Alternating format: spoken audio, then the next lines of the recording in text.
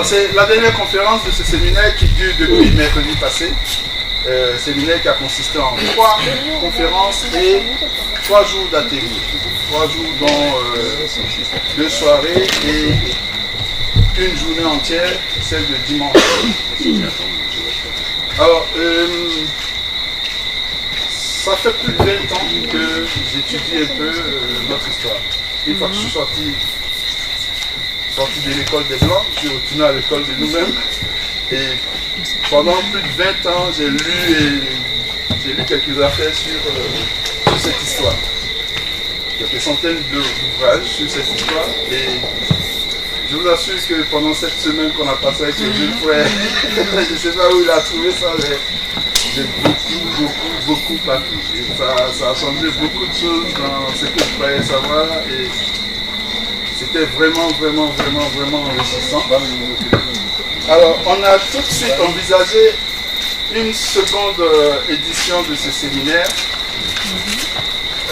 en espérant que ceux qui n'ont pas pu participer à la première voudront bien nous rejoindre. En tout cas pour approfondir, parce que le champ est illimité, hein, il est vraiment illimité, carrément illimité, mais je le dis littéralement illimité, le champ est illimité. Et il y a beaucoup de boulot et j'ai vraiment la conviction que c'est dans cette direction que, voilà, qu'il conviendrait d'aller pour franchir rapidement certaines étapes dans la connaissance de nous-mêmes. Et voilà, je voulais vous le dire, nous avons préparé une fiche d'intention. Ceux que ça intéresserait de participer au prochain séminaire qui aura lieu en janvier peuvent dès maintenant exprimer cette intention pour qu'on prenne les dispositions le plus rapidement possible afin que chacun puisse adapter ses disponibilités par rapport aux dispositions qui seront prises. Alors, je ne l'ai pas fait au cours des différentes sessions parce que j'ai l'immodestie de considérer que tout le monde est au courant de ce que c'est la prise en profane. Donc, on a un problème d'enceinte. En venant, j'ai oublié de ramener l'enceinte avec laquelle le frère va intervenir avec le micro, qui va porter sa voix auprès de vous. Donc mais de toute façon, lui, sa voix porte encore plus que la mienne, donc il n'y aurait pas de problème si on arrête les avions. Elle aura en train d'accoucher, non? Sodi. L'enceinte, elle aura en train d'accoucher. Ah, ça. On verra bien.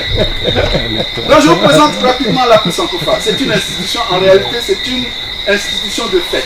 Elle n'est pas juridiquement constituée, c'est juste comment on dit, un incubateur, un bourgeon de projet que je vais vous présenter rapidement. Donc l'APU Sankofa, l'APU, je ne vais pas vous dire ce que c'est, Sankofa non plus. Voilà. Donc le projet, c'est vraiment de créer un cadre où on mobilise sans aucun complexe l'africanité de la culture martiniquaise. On a été assommé pendant plusieurs décennies par toute la propagande créolisante, etc. Alors que la Martinique, dans chacun des aspects de sa culture, est profondément africaine. Et que ça, à mon avis, c'est la première chose dont il faudrait prendre acte avant toutes autres choses. Malheureusement, nous qui défendons ce point de vue, bon, sommes parfois un peu dispersés, n'avons pas toujours toutes les ressources nécessaires pour le porter le plus haut possible. Donc c'est modestement cette préoccupation à laquelle nous voulons contribuer à travers la prise en quota. Instituer à la Martinique un haut lieu, carrément pas sans complexe, un haut lieu de la connaissance de soi des Martiniquais en tant qu'Africains caribéens et fiers de l'être. Et fiers de l'être. Tumambari nous a donné toutes les raisons encore cette semaine, toutes les raisons d'être fiers, d'être ce que nous sommes, que nous seuls sommes. Ah donc, il y a 2 acteurs qui ont vraiment contribué à ce projet, à la réalisation de ce projet. Ces 2 acteurs sont mon grand frère Kassi Assénian, qui est le fondateur des éditions Aniboué, Les éditions Anibo étant l'une des toutes premières éditions, à part Présence africaine, la Matan et quelques autres, l'une des éditions spécialisées dans la littérature panafricaniste. Une maison qui existe depuis plus de 30 ans, 40 ans je crois, et très discrète, mais bon, qui a fait beaucoup pour nous autres, pour que nous arrivions dans cette voie. Car les premières conférences sur le panafricanisme, c'est à Anibo que moi j'ai assisté. Et la toute première conférence que j'ai jamais donnée dans cette perspective, c'est évidemment à Anibo que je l'ai donnée. C'était un petit endroit à Paris. Moi, quand j'ai connu, c'était à la rue Beneta. Et c'est là que ça se passait, un tout petit endroit où tout le monde est passé. Hein. Je veux dire, je ne sais pas si quelqu'un connaît ici Martin. Martin. Celui qui a écrit de Onslaught, de Jules Onslaught.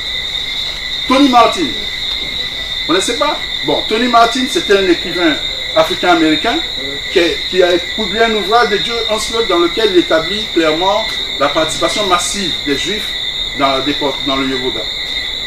Et il a été combattu, etc. Et il a dû être défendu. Il a été défendu, oui, professeur à l'université, et il a été défendu par justement National President. Bon. Tony Martin aussi est passé à Aniboué.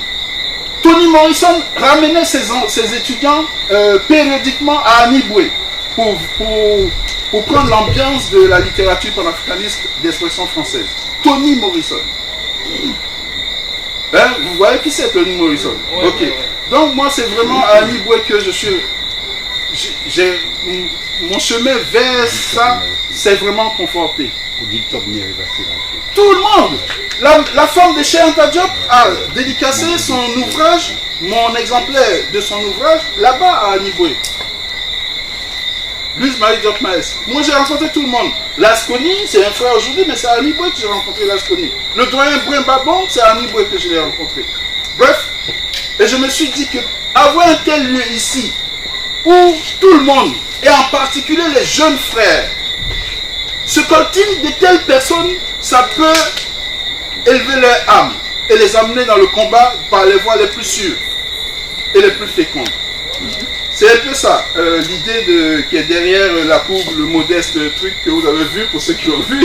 En réalité, physiquement, c'est quoi la courbe Sankofa? Moi, je suis consultant et mon bureau est en dessous de là où j'habite. Et le week-end, ça devient un lieu, c'est le lieu dont on parle. Donc, c'est vraiment, c'est pas digne de notre grandeur.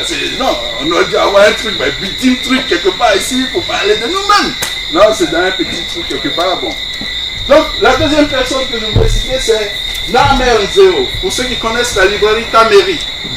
Donc, à la suite du travail d'Aniboué, et je pense qu'Aniboué est un peu déclinant parce que le doyen Kassi a quelques problèmes de santé, etc. Il a du mal à maintenir le niveau d'exploitation qui a été le sien pendant des décennies.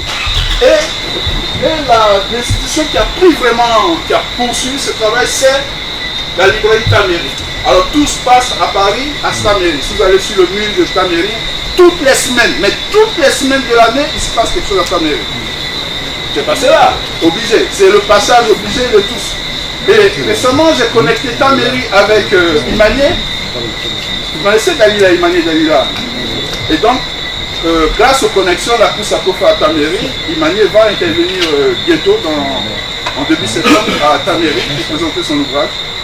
Et c'est ça, c'est que créer un réseau de lieux un peu partout où nous sommes qui puissent accueillir les personnes qui ont des choses à nous dire pour que nous grandissions toujours un peu plus.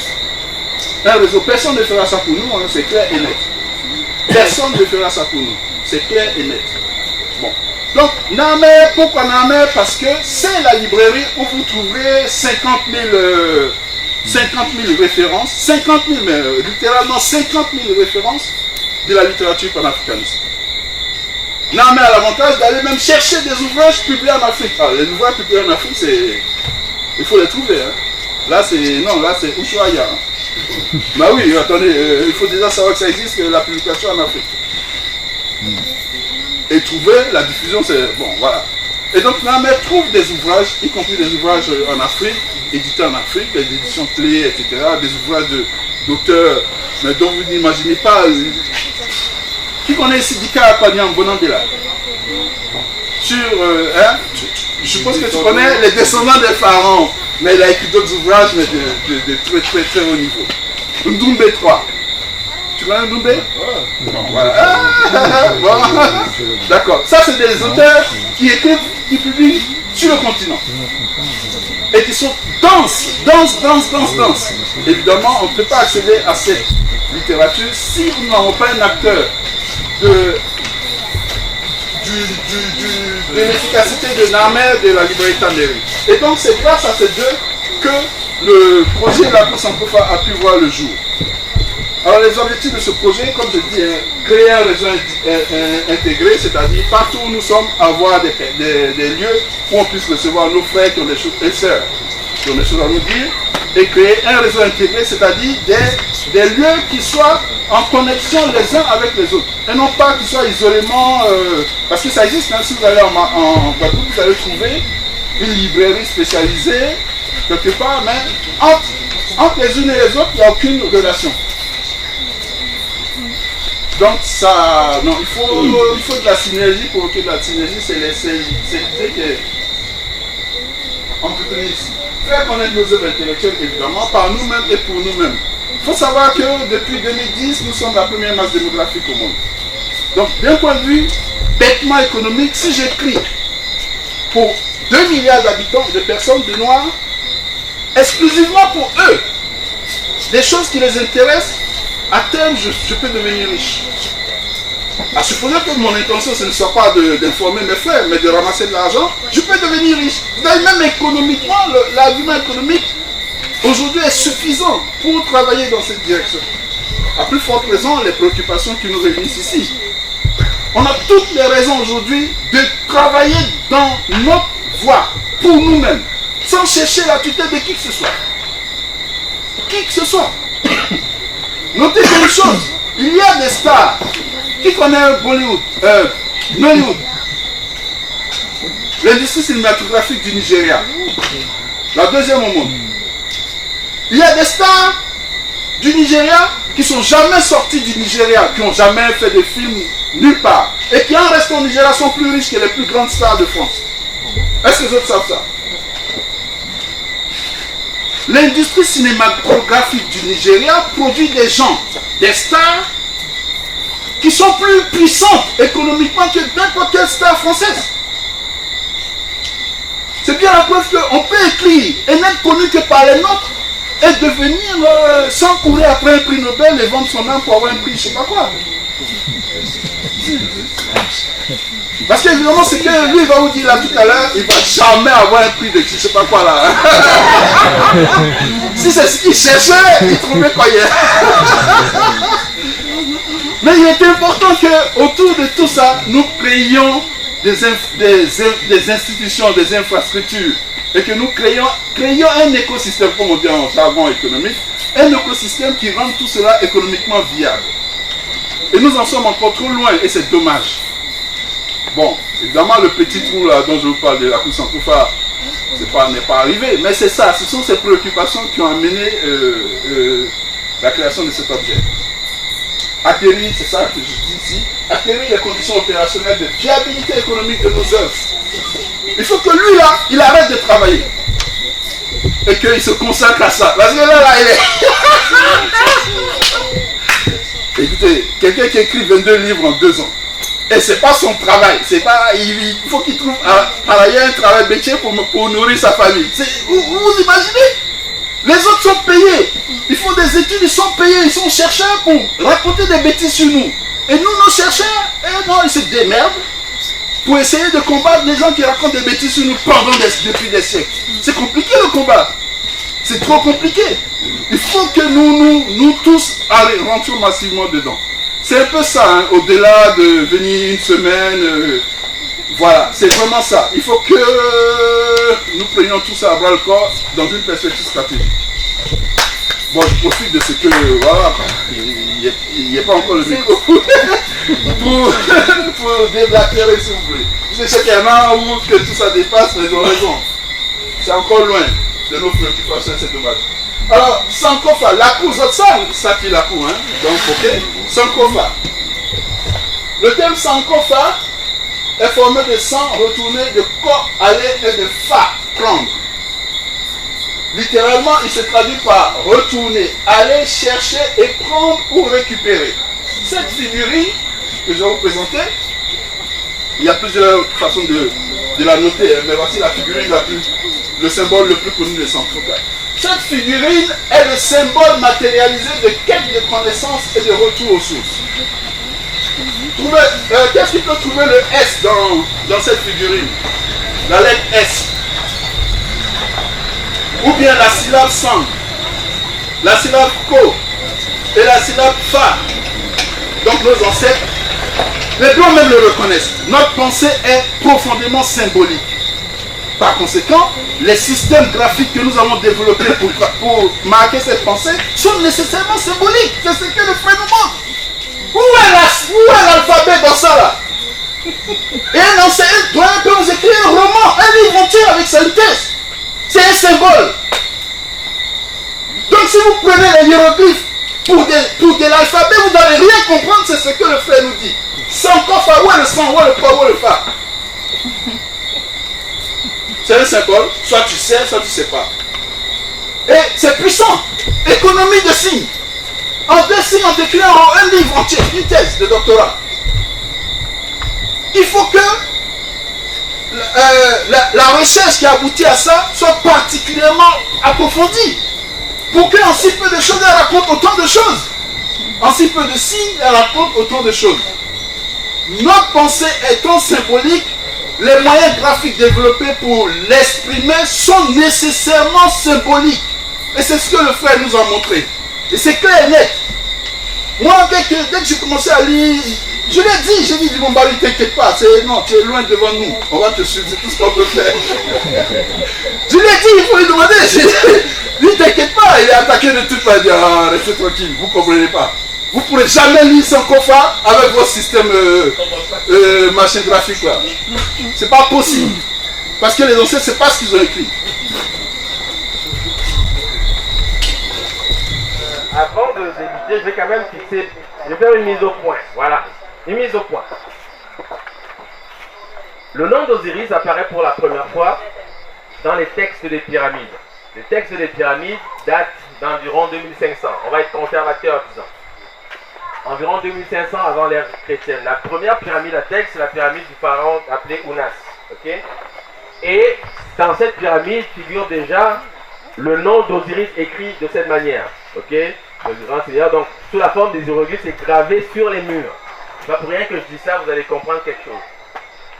Et donc 2500 ans après est donc introduit la naissance présumée du personnage qu'on appelle Jésus, c'est-à-dire à l'an 0 de l'ère actuelle, ou l'ère chrétienne. C'est ce que disent les dictionnaires. Bon, voilà. C'est pour ça qu'on dit avant Jésus-Christ, après Jésus-Christ. C'est des choses que vous savez. Et aujourd'hui, nous sommes là. Okay?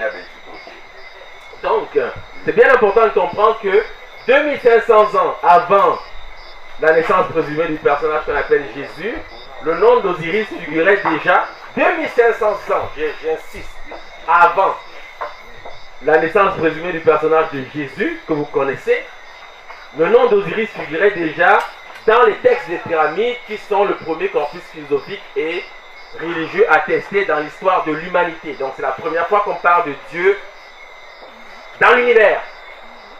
D'accord? Il n'y a pas de texte qui précède. Mais on peut néanmoins supposer, puisque les textes des pyramides sont déjà un corpus constitué et complet, que cette philosophie qui a seulement été gravée à cette époque existait bien avant, parce qu'il a d'abord fallu naturellement faire la religion, faire les hiéroglyphes et développer tout un corpus pour rendre ce texte qu'on appelle le texte des pyramides. Donc il existe bien avant les pyramides, il est beaucoup plus ancien. Mais comme je veux être conservateur et vous donner des repères historiques, sachez qu'au moins 2500 ans avant la naissance présumée du personnage de Jésus, le nom d'Osiris est déjà attesté sous cette forme, l'œil est le siège et le sémantème de la divinité, dans les textes des pyramides. D'accord? Bon. Aujourd'hui, ce que nous allons faire, ça va pas être... Je vais vous donner une idée, car c'est dense. La personne d'Osiris, c'est extrêmement dense. Donc aujourd'hui, ce que je vais faire, je vais vous donner des repères et des grandes idées. Je vais tenter, je ne sais pas si je vais y parvenir, à la fin vous allez me dire si vous m'avez compris. Je vais tenter de vous montrer pourquoi cette image a donné cette image-ci, que vous connaissez certainement plus, puisque elle est contemporaine. Mais je vais tenter de vous montrer pourquoi cette image-ci, c'est ça, c'est la même chose, la même symbolique, c'est la même chose. C'est juste une question de représentation. D'accord? Bon. Alors, d'où vient le nom d'Osiris? Est-ce que vous savez d'où vient le nom d'Osiris? Pourquoi est-ce qu'on l'appelle Osiris, ce personnage? Pourquoi est-ce qu'il s'appelle Osiris? Ça vient d'où?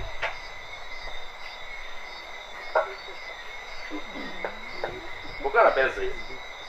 Soit la transfiguration, soit les fêtes des autres peuples. Ok. C'est lié à l'agriculture? Non, non, c'est déjà la philosophie, c'est sûr que son nom est associé à l'agriculture. Mais le nom Osiris, ça vient d'où? Ça veut dire quoi? C'est ça en fait l'agriculture. Ok. Non, ça vient même pas du grec en fait. Le nom, oui, ça pourrait venir du grec car c'est vrai que la langue copte a été notée par le grec. Car il y a beaucoup d'influences grecques dans le copte. Mais ça c'est le copte.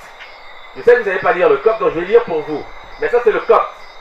C'est attesté donc quand les coptes parlent d'Osiris, ils écrivent son nom de cette manière. Et c'est ce nom qui se lit Osiris. Pourquoi? Parce qu'en copte, cette lettre aussi bien sûr c'est le O. Ça on le voit. Cette lettre, il ressemble au Y du latin, mais c'est un U. Cette lettre ressemble au C du latin, mais c'est un S. Ça c'est le I. Cette lettre ressemble à un P, mais c'est le R. Et ça c'est le E. Donc c'est Oussiré en copte. Ou ils disent aussi Oussiri. Hein? Donc c'est de là que les Grecs et puis les Latins auraient tiré donc Osiris pour nommer donc ce personnage majeur de la civilisation égyptienne. C'est de là que vient ce nom. Et c'est de là que vient cette manière de dire parmi les égyptologues qui disent tantôt Oussiré, tantôt Siré, mais c'est du copte. C'est important de le dire car j'ai remarqué dans mon travail que peu d'égyptologues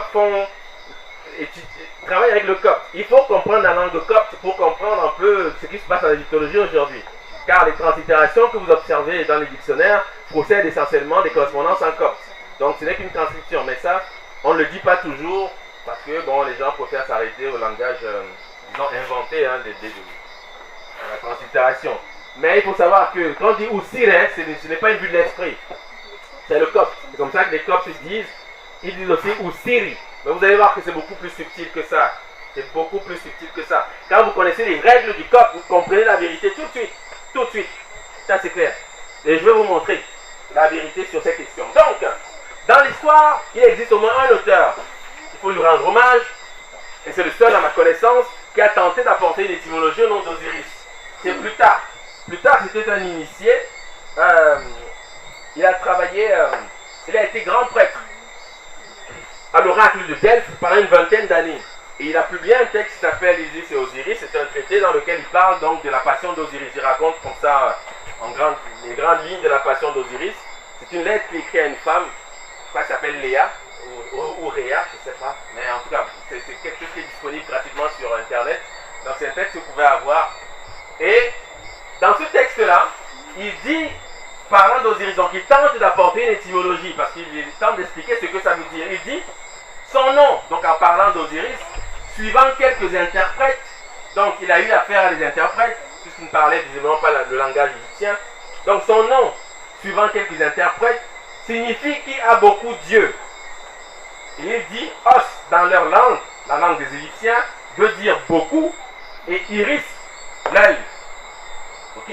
Donc son nom, suivant quelques interprètes, signifie qui a beaucoup Dieu. Donc d'après Plutarque, en tout cas tout au moins les interprètes auxquels il a eu affaire, qui sont visiblement des Éthiopiens ou en tout cas des Égyptiens, son nom voudrait dire qui a beaucoup Dieu.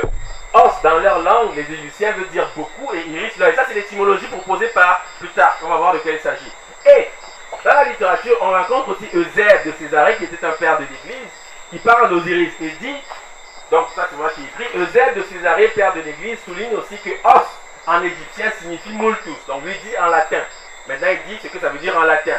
Multus, c'est-à-dire beaucoup. Comme en fait mention, donc je cite ici la source, le dictionnaire universel français et latin de Trévoux qui est apparu en 1743. Donc, outre de signifier beaucoup en latin, le latin multus a aussi le sens de nombreux. Donc, pour Plutarque, qui était un grec, le nom d'Osiris signifie qu'il y a beaucoup de dieux. Ok? Os traduisant beaucoup et iris l'œil.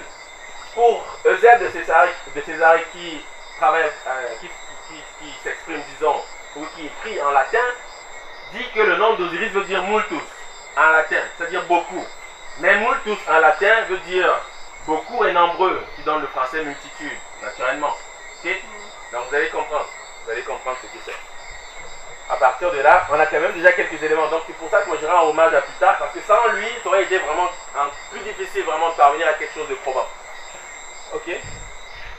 Donc son nom, Osiris, dit Plutarque, suivant quelques interprètes, signifie qu'il y a beaucoup de dieux. Os dans leur langue veut dire beaucoup et iris l'œil. Et c'est une traduction approximative de Plutarque. Ça c'est ce que j'ai compris. Et pour vraiment le comprendre, ce que vous devez questionner, c'est comment on dit beaucoup en copte. Comment dit-on beaucoup en copte? Parce que si vous savez comment on dit beaucoup en copte, vous savez de quoi il parle. C'est ça la clé. C'est ce que les Égyptiens, ils n'ont pas fait ce travail. Et je trouve ça curieux d'ailleurs. Parce que vraiment, quand on fait ça, on comprend tout de suite. Parce qu'il suffit de savoir. Parce que quand il dit les Égyptiens, il parle des coptes. Parce qu'il écrit à une époque relativement tardive. Déjà, l'Égypte est sous domination gréco-macédonienne depuis plusieurs années. Et peut-être même romaine à son époque, dépendamment de l'époque à laquelle il vit. Mais l'Égypte a perdu son indépendance depuis très longtemps. Les Grecs l'ont déjà largement influencé. Donc, lorsqu'il s'exprime, il parle ici des coptes. Donc, pour savoir ce que veut dire beaucoup, c'est-à-dire le os dont il parle, il faut savoir ce que ça veut dire en copte. Et c'est ce que je suis allé chercher dans le dictionnaire et vous allez lire ce que ça veut dire. Ça va nous permettre déjà d'engager la lecture juste du nom d'Osiris. Voici les pronoms indéfinis du copte. Ok? Les pronoms indéfinis dans le copte, il y en a plusieurs. J'ai mis ici en rouge beaucoup. Ça s'écrit comme ça. Je ne vais pas le lire, c'est vous qui allez le lire. Je vais vous donner l'alphabet et vous allez lire. Donc, ça c'est beaucoup en copte. Ok? Et c'est la même chose que nombreux. C'est le même adverbe que les coptes utilisent pour dire nombreux. Le même. Pour dire beaucoup et nombreux, les coptes utilisent la même forme. Donc c'est bel et bien le fameux multus, ou en tout cas, du point de vue sémantique, les références sont les mêmes. Ok? Et maintenant, je vous donne ceci. Voici l'alphabet copte. Voici le mot. Et je vous demande de lire. Faites attention. Vous avez la forme, donc la lettre, il y a la majuscule et la minuscule. Vous avez le nom de la lettre, ça vous pouvez à la limite ne pas en tenir compte, mais vous avez surtout sa valeur. Donc la première colonne, c'est la forme, il y a la majuscule et la minuscule, ensuite le nom de la lettre, ensuite la valeur. Donc vous avez les lettres ici, et je vous demande de lire, parce que la valeur est donnée avec l'alphabet latin. Okay? Donc faites l'exercice, essayez de trouver dans cet alphabet les différentes lettres qui rendent compte beaucoup, s'il vous plaît, et faites-moi des propositions. Merci.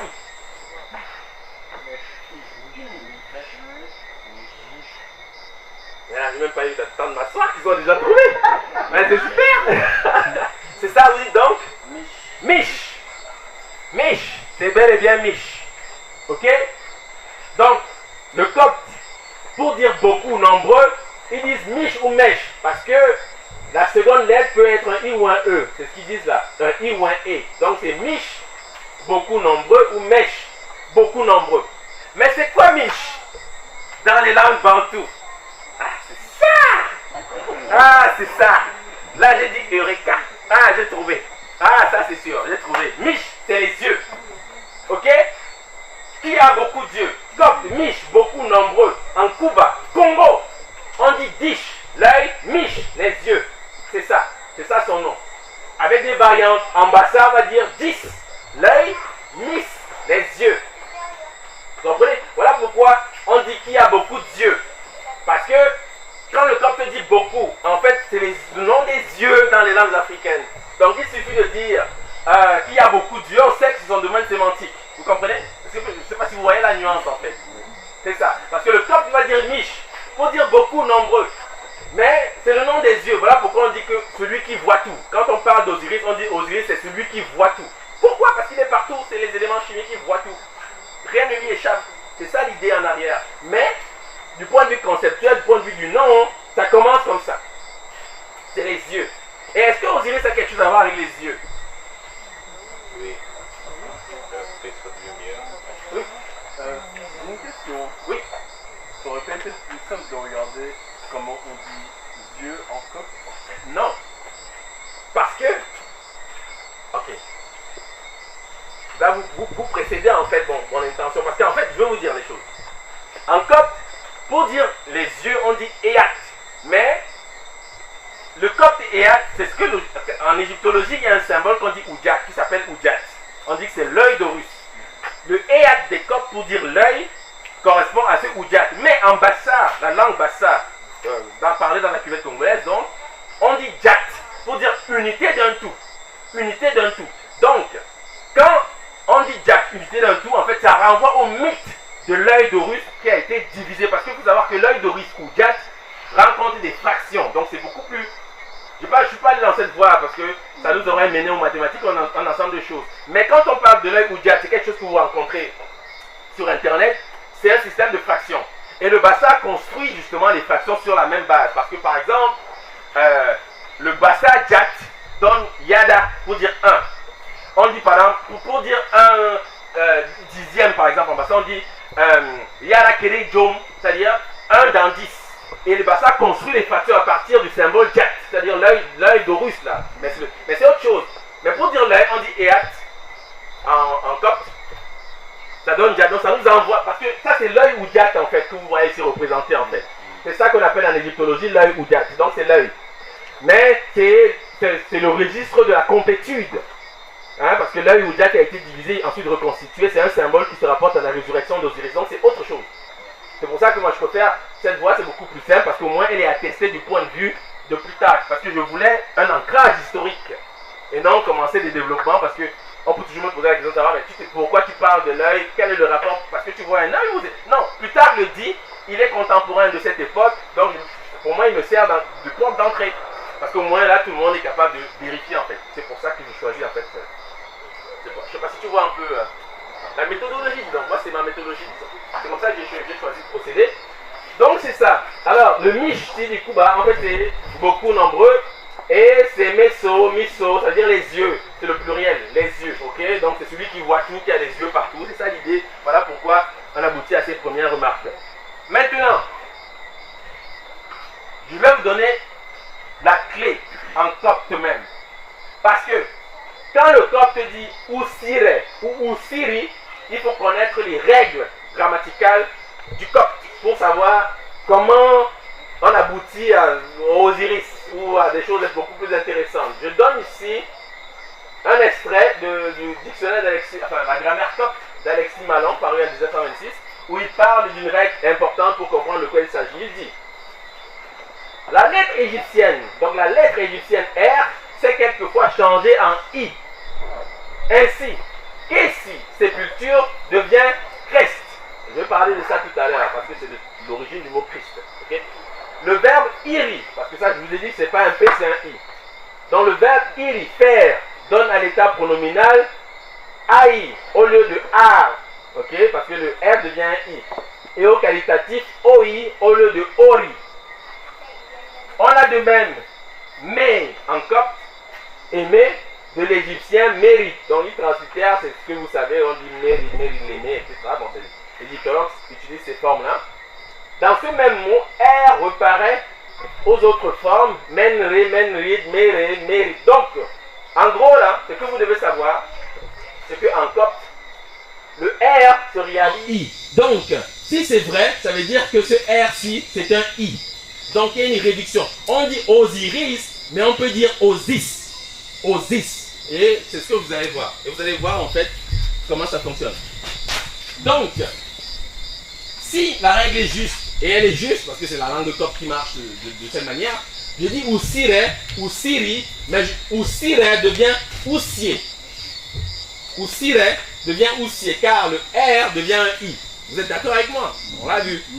C'est direct, parce que le R devient I. J'aurais pu doubler le I, mais je maintiens un seul I parce que ça va se prononcer. Je peux dire Oussier. Ok, Oussier. Ok? Je peux dire Oussiri ou Oussi. Ok? Parce que le R devient un I. Ça, c'est le copte. C'est les règles. Donc, ça, c'est une évolution. Ça, c'est une forme, disons, primordiale Mais c'est une évolution. Quand ils disent Osiris, c'est déjà une évolution dans le langage. Mais on peut dire aussi, le copte le permet. Bon. Et si vous êtes attentif, vous avez déjà compris de quoi il s'agit. Parce que quand Plutarque dit os pour dire beaucoup, il dit que ça veut dire beaucoup. Et le copte il dit aussi, donc qui devient Osiris ou Osiré. Il faut savoir que cette forme existe dans les langues bantoues. Ça veut dire partout. Sukuma, c'est un terme générique, ok? La plupart des langues bantoues utilisent cette forme pour dire partout. Et vous savez que beaucoup et partout relèvent du même domaine sémantique. Car ce qui est beaucoup est nécessairement partout et vice versa aussi. Enfin, généralement, en tous les cas. Donc voilà pourquoi Plutarque fait, disons peut-être une faute d'interprétation. Puisqu'il parle d'interprète, a-t-il bien compris ce qu'on lui a dit?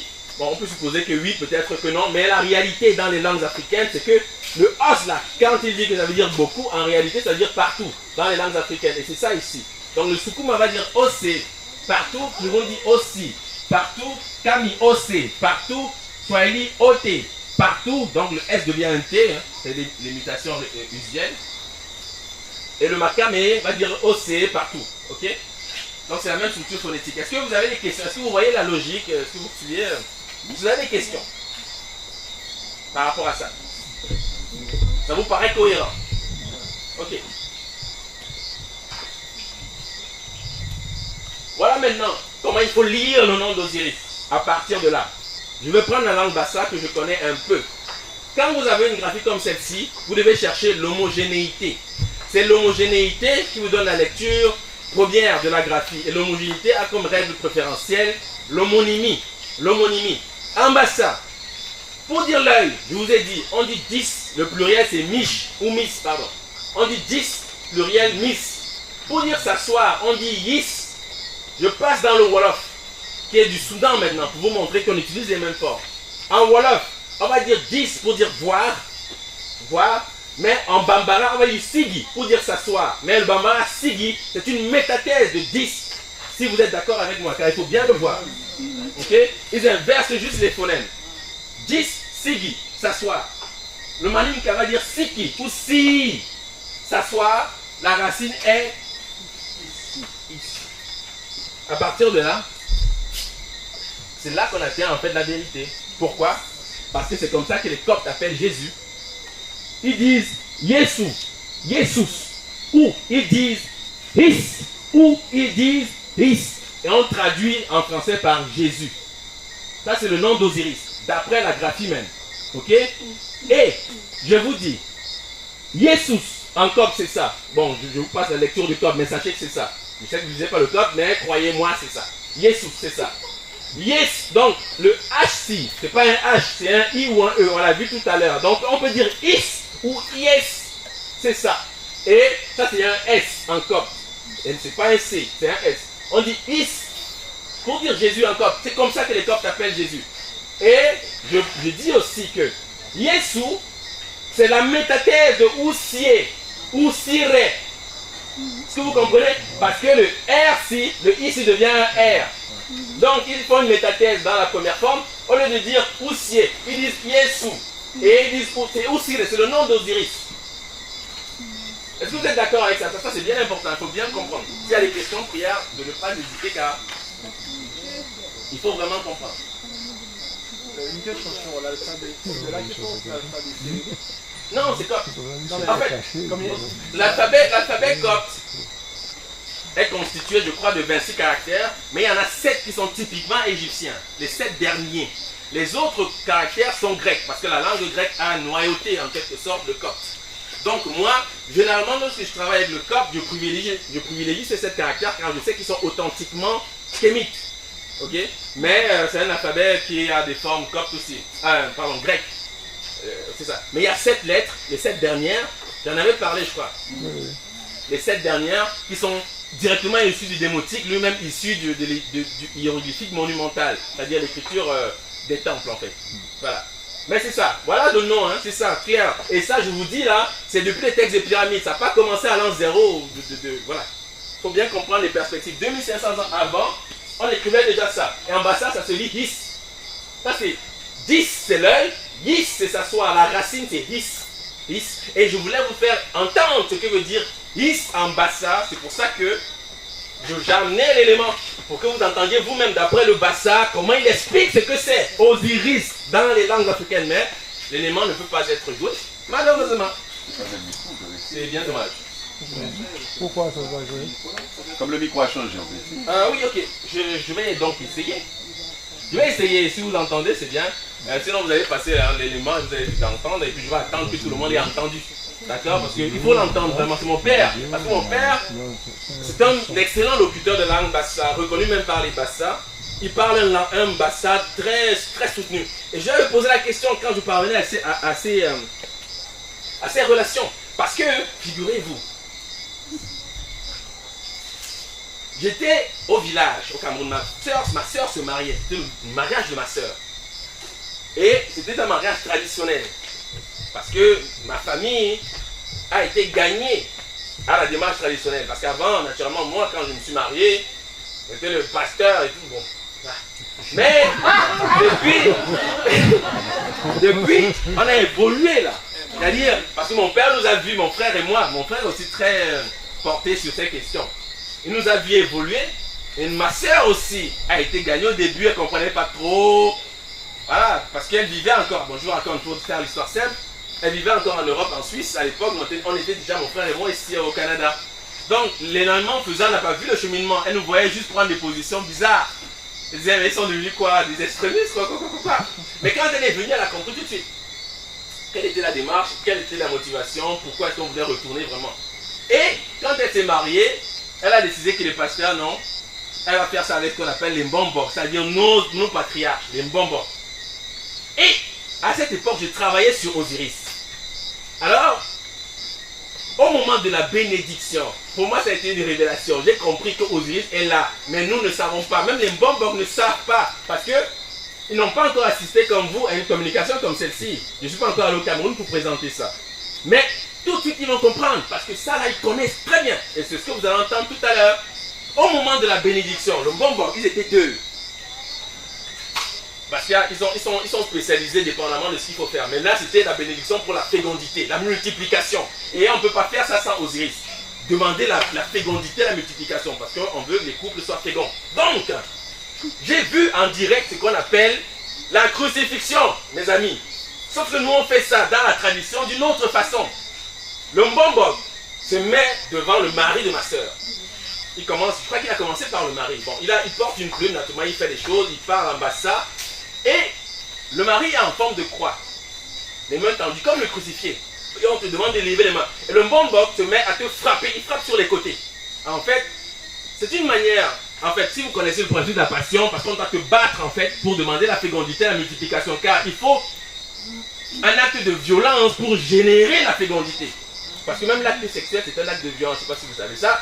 Mais je dois vous dire, si vous ne savez pas, que cet acte-là, c'est un acte de violence. Et c'est pour ça qu'il génère de l'énergie. C'est un moyen privilégié en fait pour générer l'énergie. C'est pour ça que quand il y a mort violente chez les Bassa, il y a certains rites qu'on doit pratiquer pour, comment dire, voilà, j'allais dire calmer, en tout cas contrôler l'énergie qui a été générée par la mort. Parce que récemment, par exemple, au Cameroun, il y a eu un accident de train qui a tué plusieurs personnes dans une région qu'on appelle un village qu'on appelle les Eka, c'est un village Bassa. Et les Mbombo ont voulu faire ce rite, mais l'État, je crois, s'y est opposé pour des raisons, bon, parce qu'ils sont plutôt dans le catholicisme. Mais ce rite s'appelle le Mbak, c'est une façon de contenir ces âmes qui sont mortes. Donc, quand il y a violence, il faut gérer l'énergie qui est générée, c'est clair. Donc, pour revenir au mariage, j'ai vu, il frappe, et chaque fois qu'il part, il finit d'Iris, il finit d'Iris. Je dis, mais je travaille sur Osiris, et j'avais déjà compris que son nom, c'est ça. À la fin, je demande à mon père, ça veut dire quoi, His en bassa, parce que mon bassin est médiocre. Et mon père m'a dit, et après je lui ai reposé la question, et c'est ça que j'ai enregistré sur mon téléphone, et vous allez écouter. Mais c'est pour vous dire que ça existe, c'est vivant. C'est vivant, c'est pas les vues de l'esprit, et c'est vraiment le nom qui donne Jésus. C'est vraiment ça, sauf que nous on l'appelle pas Jésus, bien entendu. On l'appelle His, mais d'autres disent Osiris, mais c'est son nom. C'est son nom authentique. Si on lit la gratuite, c'est His, c'est pas Osiris. Parce qu'on voit l'évolution, bon, j'ai tenté de montrer, j'espère que vous avez suivi, ok? Bon. Donc, je rappelle, le bassin va dire gis, l'œil, pluriel miss. Le bassin va dire gis, s'asseoir, ok? Le wolof gis, pour ne prendre que cet exemple, il y en a d'autres, hein, je donne juste des exemples pour montrer que ce soit au Soudan ou en Afrique dite Bantou, en Afrique centrale, les formes sont identiques. Le Bamanan va dire Sigi, pour dire ça, soit Maninka Siki ou Si, c'est ça, c'est Yis, c'est le même mot. La racine c'est Yis, donc c'est bien son nom, ok? Et c'est le nom que les Coptes donnent à Jésus. Voilà, donc que veut dire Yis? Ça c'est l'audio, je vais tenter de jouer. On espère que ça marche, sinon vous allez devoir vous passer le téléphone et je vais devoir attendre parce qu'il faut vraiment. Attends, je viens comme le micro.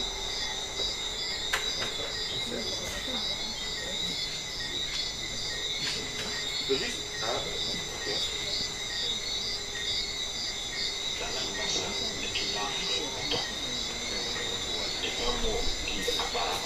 Vous entendez?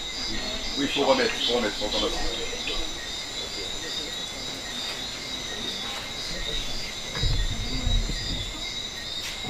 La langue bassa est une langue bretonne. Et un mot qui apparemment s'écrit de la même manière change de sens selon que l'intonation est bien ou mal placée. Un exemple. Le terme his signifie os. Donne-moi un os qui m'est his. Le terme hes est un adverbe. Alors que his est un substantif, hes est un adverbe qui ajoute au verbe le sens de la complétude, de l'absolu, du définitif. Si par exemple quelqu'un dit « je parle », m'importe, « j'ai parlé », m'importe, « j'ai parlé définitivement, de manière absolue », m'importe les hes. Et le hes signifie que ce qu'on vient de dire est si absolu qu'on n'y reviendra plus, que personne ne peut y revenir, personne n'aura rien à redire après ce que nous avons dit. C'est ces formules que les patriarches utilisent lorsqu'ils bénissent ou maudissent.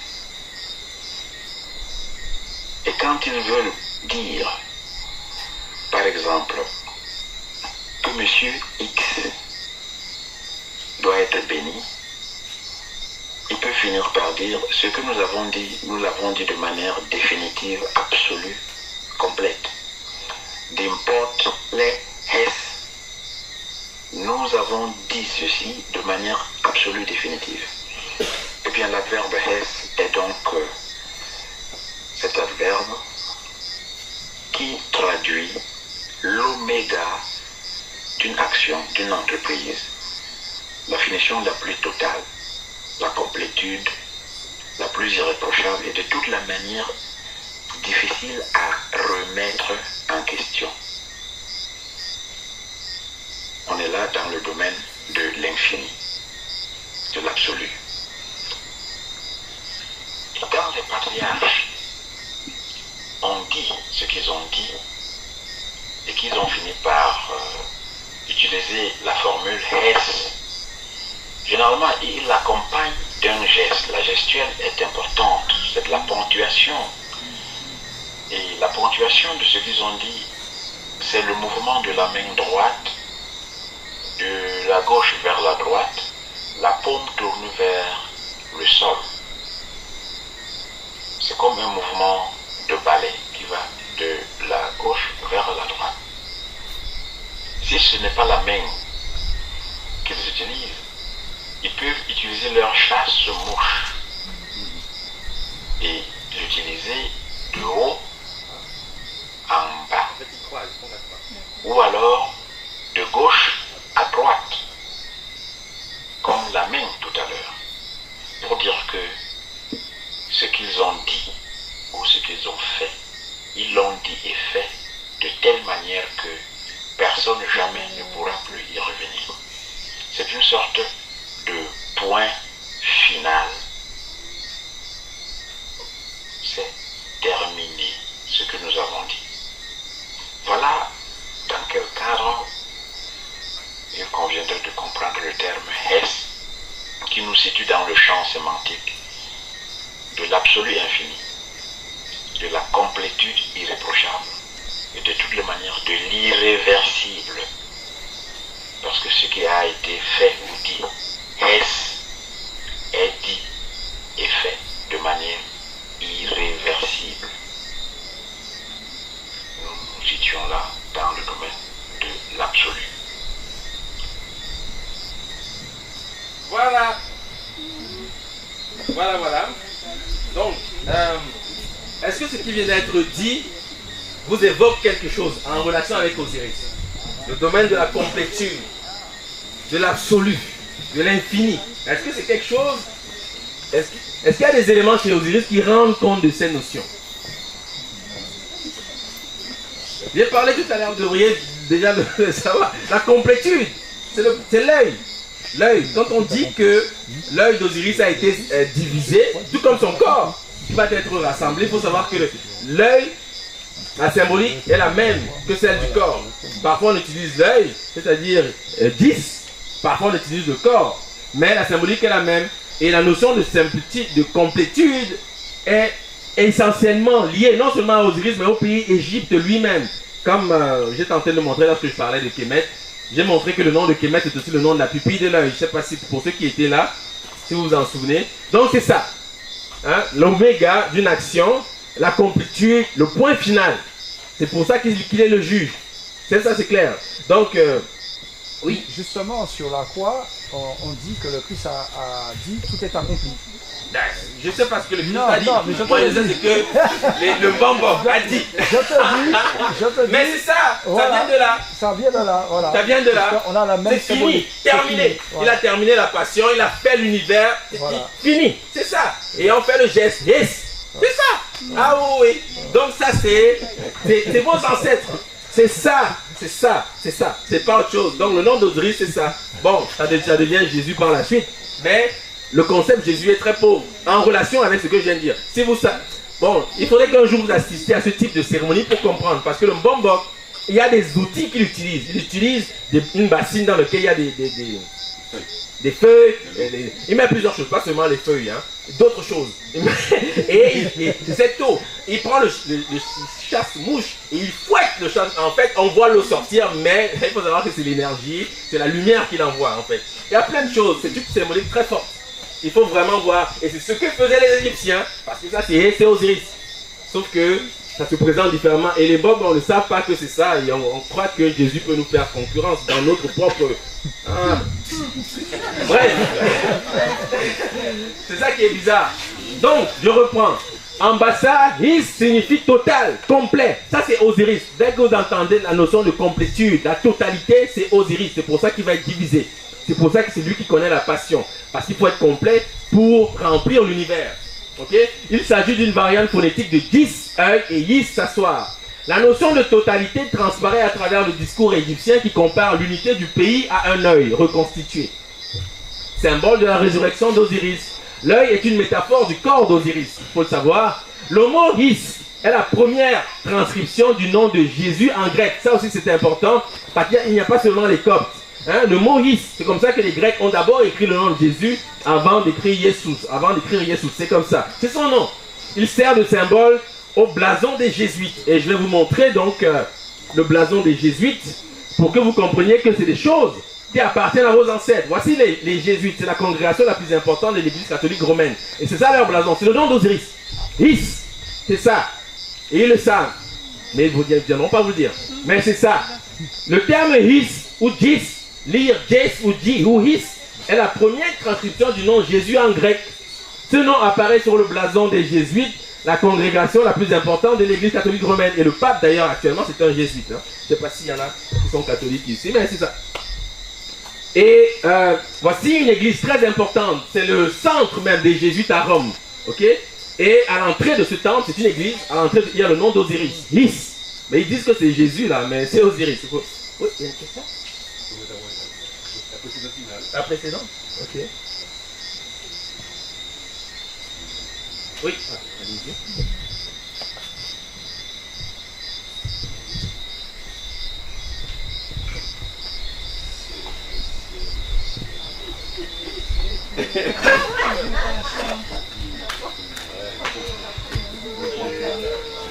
Bon. Ok, super, merci. Ok, donc c'est ça. c'est l'église du Gézou, je vais en parler tout à l'heure, hein, mais c'est le temple, c'est comment dire, le quartier général des Jésuites, c'est leur église principale. Et sur cette église, enfin, c'est le modèle qui a servi à construire la plupart des églises jésuites dans le monde, notamment aux États-Unis. C'est toujours la même façade. Et c'est le nom d'Osiris qui est à l'entrée. C'est le temple de votre Seigneur. Moi, je dis toujours aux gens, ne soyez pas stressés. Ne soyez pas stressés parce que les couleurs des gens sont...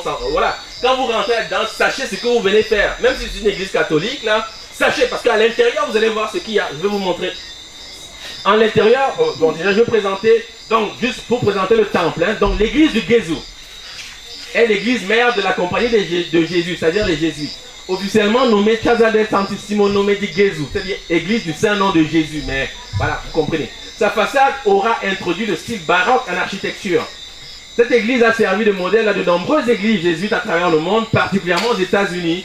L'église du Gézou se situe à la Piazza del Gesù à Rome. Donc si un jour vous allez à Rome, je vous suggère d'aller là. C'est la maison de votre soleil qui représente ici. C'est-à-dire, il n'y a pas de doute là. C'est Osiris. Et ils le savent. Ça, c'est l'autel. C'est le lieu le plus saint du temple. Il faut le savoir. Et c'est le nom d'Osiris. Ouais, donc, il faut comprendre. Je sais qu'on n'est pas nombreux ce soir. Je veux m'en aller. J'espère que vous aurez le tact pour parler à d'autres personnes, pour qu'ils comprennent, qu'ils essayent tout au moins de comprendre.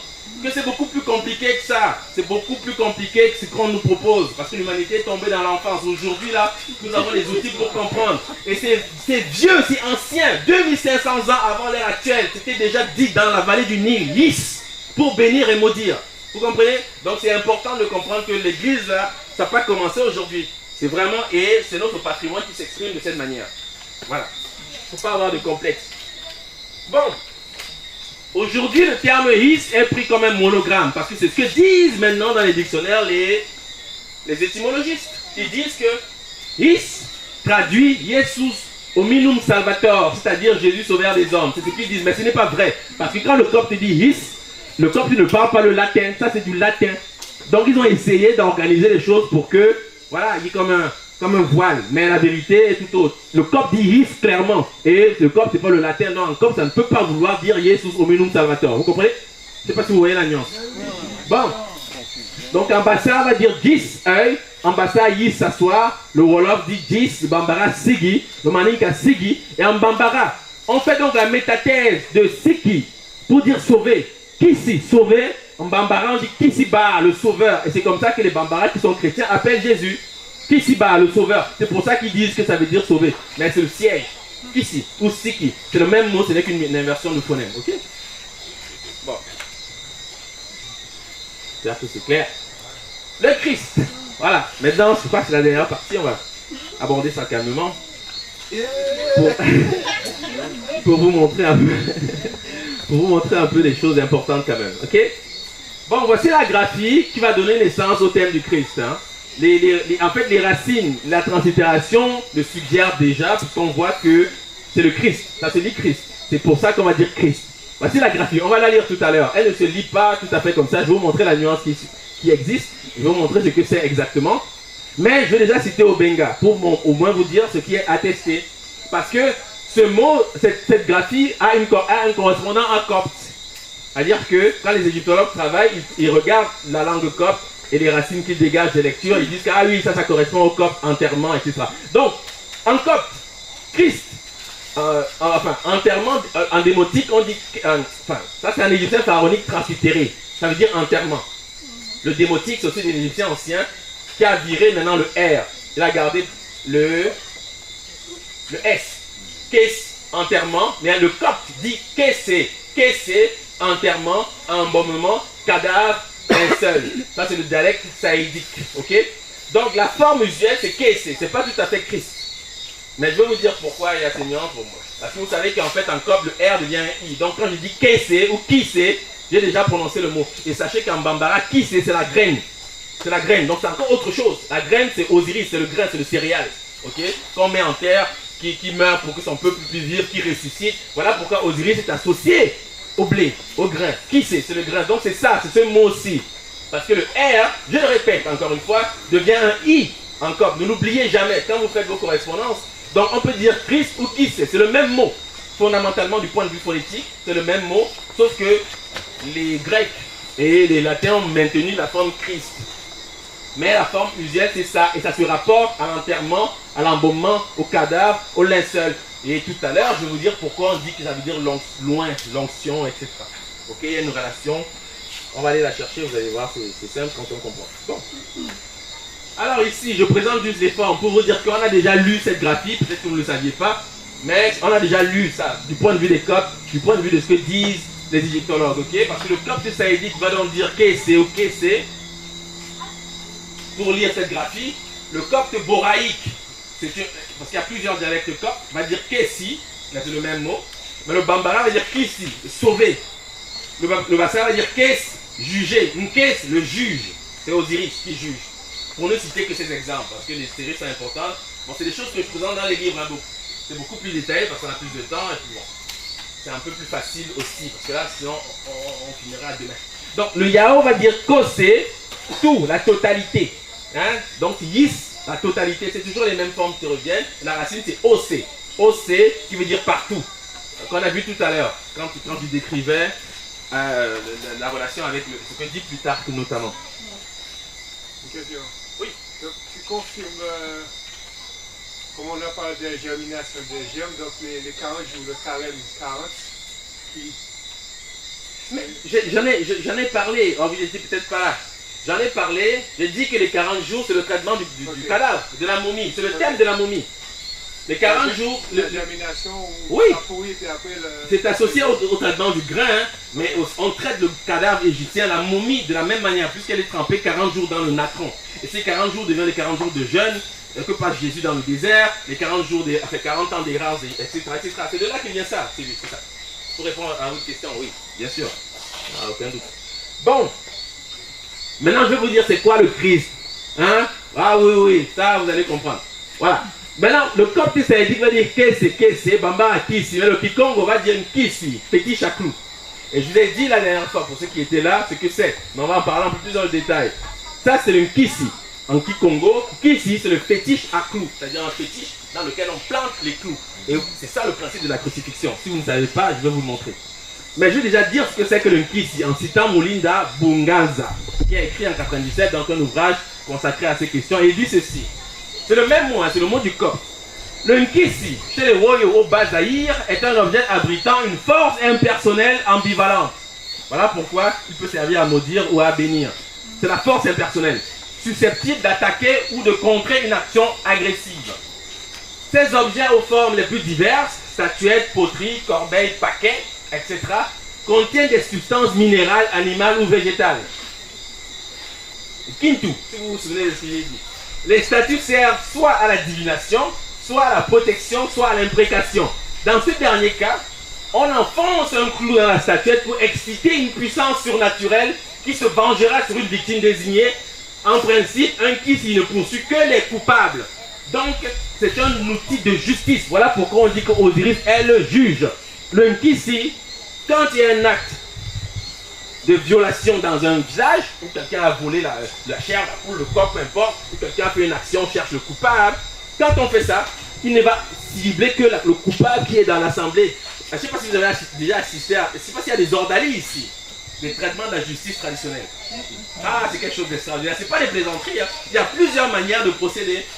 Plusieurs manières de procéder en Afrique, les ordalies. C'est-à-dire que quand on excite cette force, elle ne cible que le coupable. On sait que la personne qui est touchée, soit elle se désigne tout de suite, elle échappe à la mort. Si elle ne se désigne pas, vous entendrez qu'elle est morte 2 ou 3 jours plus tard. De manière mystérieuse, mais on sait que c'est le qui l'a tué.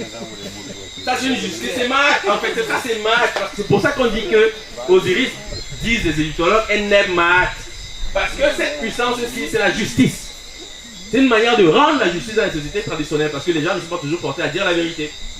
Donc quand on commet un larcin dans un village, et qu'on cherche le coupable, si on te dit qu'on va t'amener sur le Nganga, il faut te désigner tout de suite. Parce que, ah oui, ça ne joue pas. Je ne sais pas, bon, je sais que peut-être, mais le vaudou connaît ça. Je ne sais pas, mais peut-être que vous n'êtes pas familier du vaudou, mais le vaudou connaît ça. Oui, vous connaissez ça, bien. Ça, c'est ça, le Nkisi, c'est ça le Christ. C'est pour ça qu'on met les clous sur Jésus. Ça, il faut savoir, c'est le Nkisi. Donc, c'est ça. C'est pour ça que les jésuites mettent les clous. Je ne vous ai pas montré ça tout à l'heure parce que je ne voulais pas vous mêler. Mais les clous là, c'est le clou d'une Nkisi. Il y en a 3. Ici, ils mettent 4 parce que c'est l'œuvre inspirée d'un peintre.